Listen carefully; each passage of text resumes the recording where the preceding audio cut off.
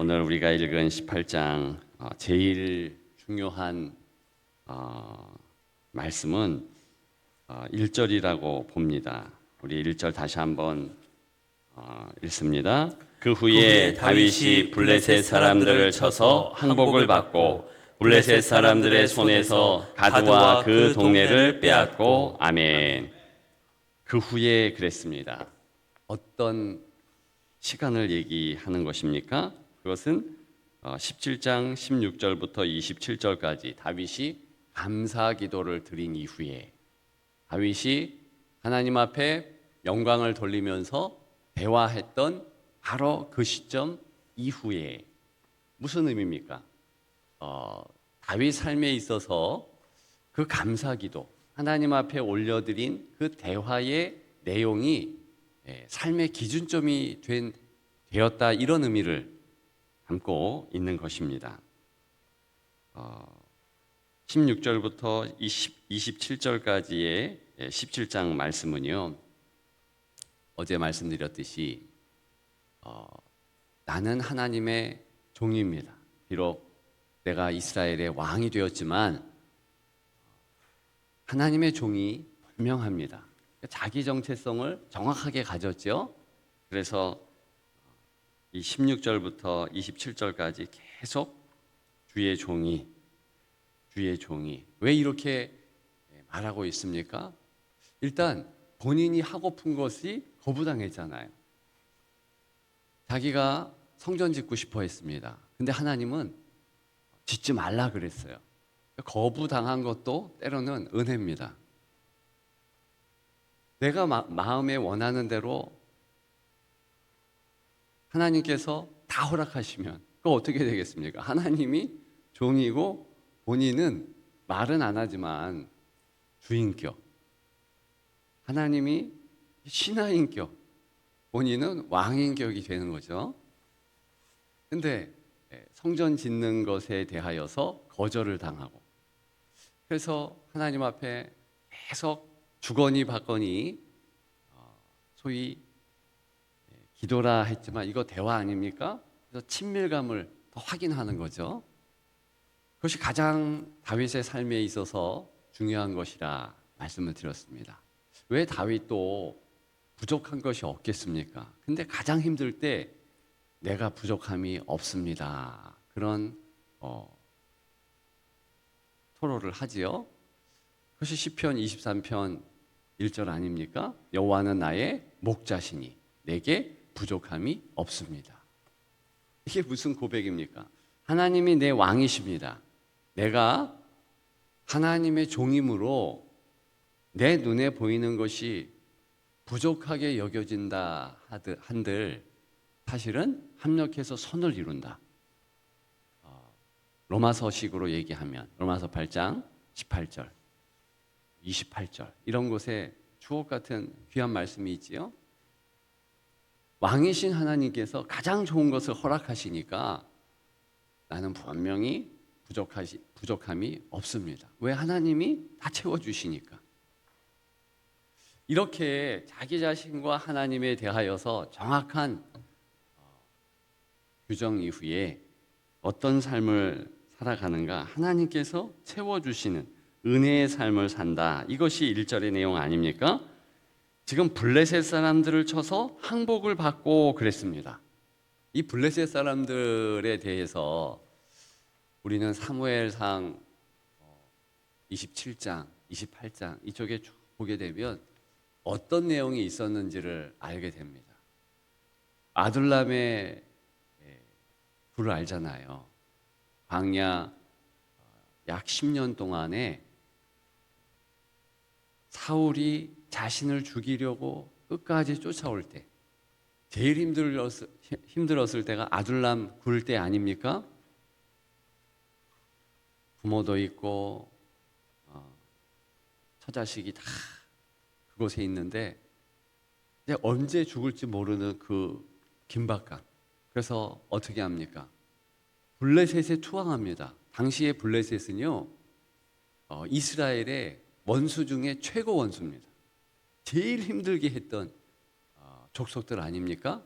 그 중에서 가장 센 블레셋에 다섯 지역 가운데서 가드가 최고였습니다. 가드 왕에게 항복을 합니다. 투항을 해요. 그렇게 해서 블레셋 왕의 신하가 된 게 다윗입니다. 근데 다른 블레셋 네 지역의 왕들이 다윗을 믿지 못하잖아요. 그랬더니 다윗이 나중에 어떤 행동을 합니까? 빨개 벗고요, 침을 질질 흘리면서요, 나 미쳤습니다 이러면서요, 그렇게 해서 목숨을 구걸합니다. 여러분 한번 생각해 보세요. 폼생폼사잖아요. 다윗이 얼마나 자신이 부끄럽게 생각하겠습니까? 그래서 그것도 원수 앞에서 침을 막 흘리면서 미친 척을 한 거예요. 진짜 미친 게 아니고 미친 척을 해서 모면을 합니다. 왜? 다 죽이려고 달려드니까 침을 막 흘리면서 그렇게 할 때 블레셋 왕 가드가 블레셋 가드의 왕이요, 봐라, 미쳤으니까 죽이지 말자, 불쌍하다. 이래서 살아난 곳이 바로 여기 나오는 블레셋 항복을 받고 가드와 그랬잖아요. 가드예요, 가드. 근데 하나님께서요, 그 가드를 점령하게 하신다. 이게 얼마나 은혜 있는 그런 내용이 담긴 본문입니까? 저와 여러분들은 이걸 잘 몰라서 그래요. 제가 그 서울에 이제 상계동이라는 지역에서 살 때가 있는데, 고등학교도 그쪽에서 나오고 그랬습니다. 거기서 제가 학교도 자퇴하게 되고, 거기서 좀약 장사도 하고 수세미 장사도 하고 그랬어요.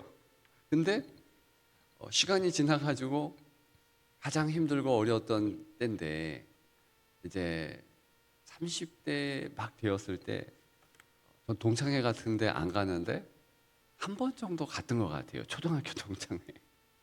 근데 거기 가는데 만감이 교차하더라고요. 거기에서 보통 사는 지역에서 사는 친구들이 있잖아요. 가가지고 확인해 보니까 참 그때 여러 가지로 이제 앞서갔던 그런 친구들 만날 수밖에 없잖아요. 근데 제 위치가 30대 정도 되니까 이미 괜찮더라고요. 어릴 때 정말 힘들고 외롭고 이런 것들이요, 다 이렇게 바뀌었더라고요. 오늘 본문을 보면서 잠시 생각했습니다. 그런 거예요. 지금 왜 이런 이 구절이 기록되어 있습니까? 이게 다윗을 위한 거 아닙니까? 그 후에 하나님이 내 왕이십니다. 여전히 힘들고 어려운 게 인생에게 왜 없겠습니까? 그렇죠? 아무리 우리에게 다 채워지고 은혜가 있다 한들 인간의 삶은 똑같아요. 건강의 문제가 있고 자녀의 문제가 있고. 제가 분명히 다윗을 이 18장 1절의 상황을 보더라도 단언코 말씀드릴 수 있어요. 자녀의 문제가 있었고요, 다윗은요 건강의 문제가 있었어요. 전에 한번 말씀드린 것 같은데, 다윗이 최고의 영광을 받았을 때에 건강의 문제가 있어가지고 잠을 못 잘 정도. 그러잖아요. 어려움이 있었잖아요. 근데 다윗은요 부족함이 없습니다. 난 정말 감사합니다. 이렇게 했다는 거죠. 그게 왜요? 내가 누구인가, 하나님의 종이다, 이 의식과 또 한 가지, 그 후에 하나님이 내 삶은 이제 다 책임져 주시고 인도해 주신다. 봐라, 가드까지도 이기게 한 거 아니냐. 2절에 또 있어요. 또 모압을 침해 모압 사람이 다윗의 종이 되어 조공을 바치니라. 여러분 모르시겠지만 이 모압은요 참 다윗에게 있어서는요, 정말 힘들고 어려운 자신의 이 가족사였습니다. 룻이 누굽니까? 룻기의 룻. 바로 다윗의 이제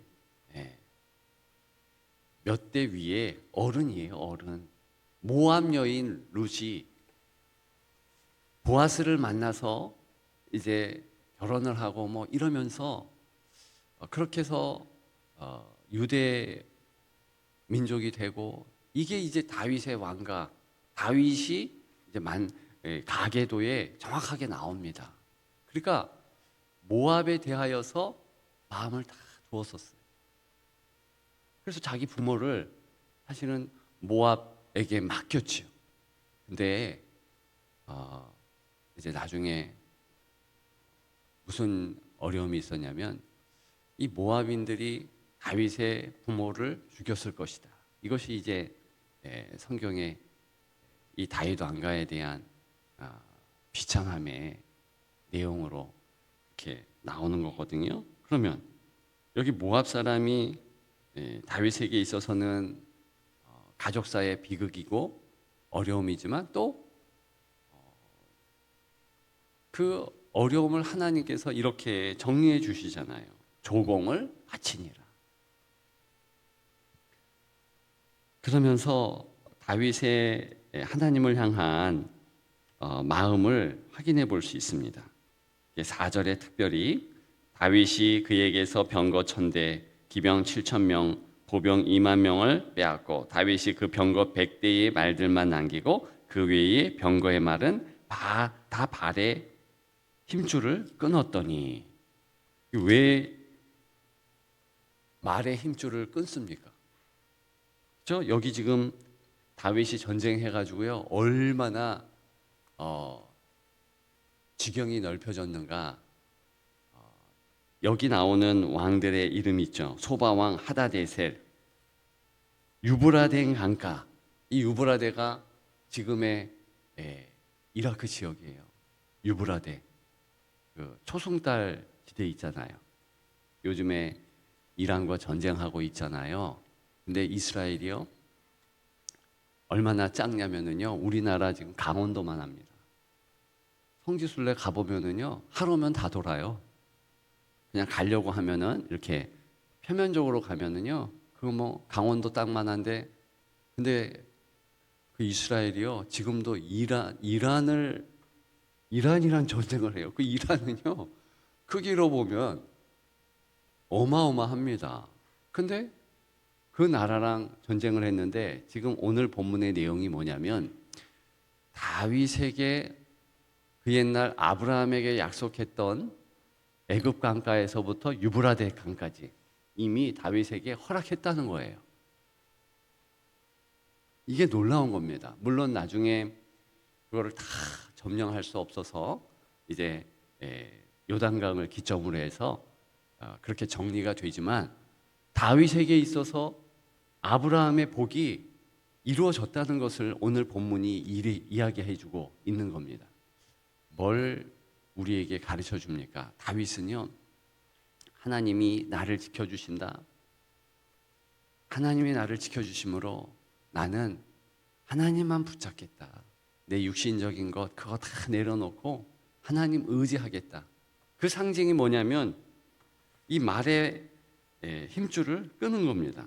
당시의 말은요, 이 한 마리, 두 마리, 이 자체가요, 그게 국방력이고요, 엄청난 힘을 상징하는 겁니다. 근데 힘줄을 다 끊었대요.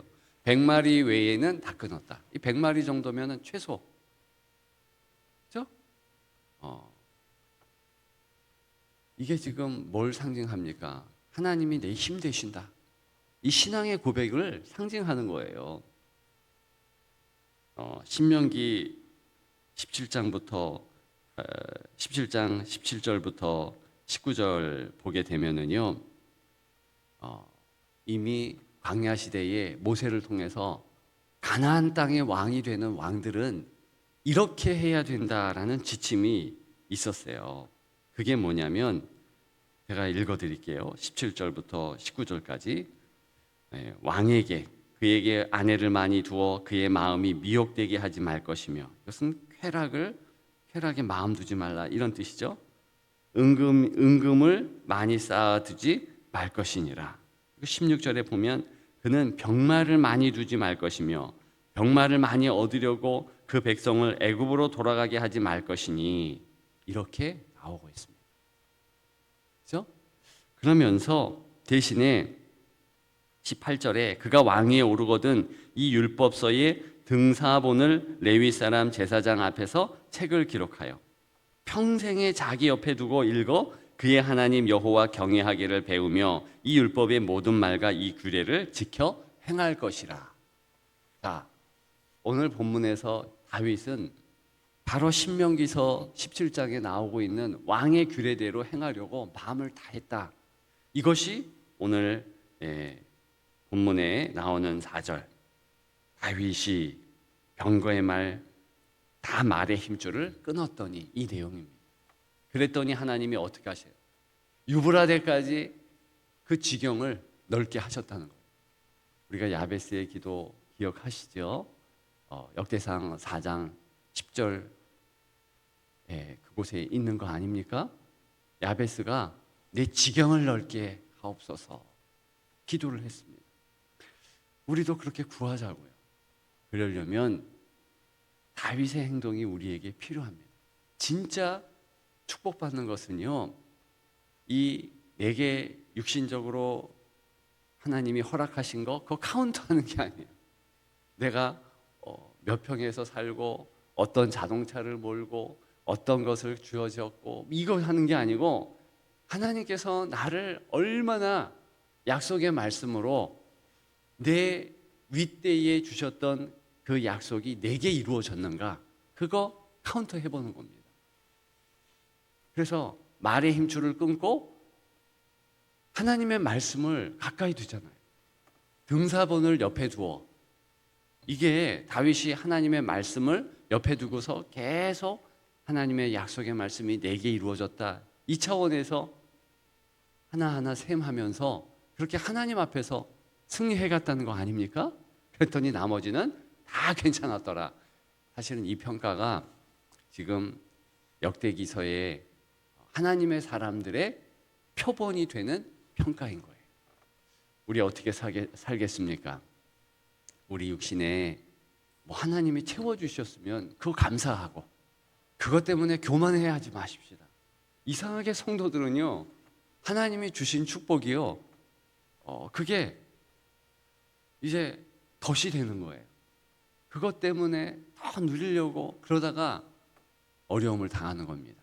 그러지 않고 다윗처럼 끝까지 하나님의 말씀을 붙잡으십시다. 하나님의 말씀을 읽으면서 하나님이 나의 왕이시다, 하나님이 내 힘이시다, 내 삶 가운데서 내가 의지할 것은 아무것도 없다, 그러면서 이렇게 말의 힘줄을 끊는 마음으로, 그러면 하나님이 그 삶을 끝까지 책임져 주실 줄 믿습니다. 내 자녀들도 그렇게 책임져 주실 줄 믿습니다. 내가 책임지는 것보다 하나님이 책임져 주셔야 되는 거 아닙니까? 꼭 기억하시면서 오늘도 다윗처럼 오늘 한날에 승전 기록이 있고 승전가를 부를 수 있는 감사의 기도가 있는 여러분들의 한날이 되시기를 주님의 이름으로 축복합니다.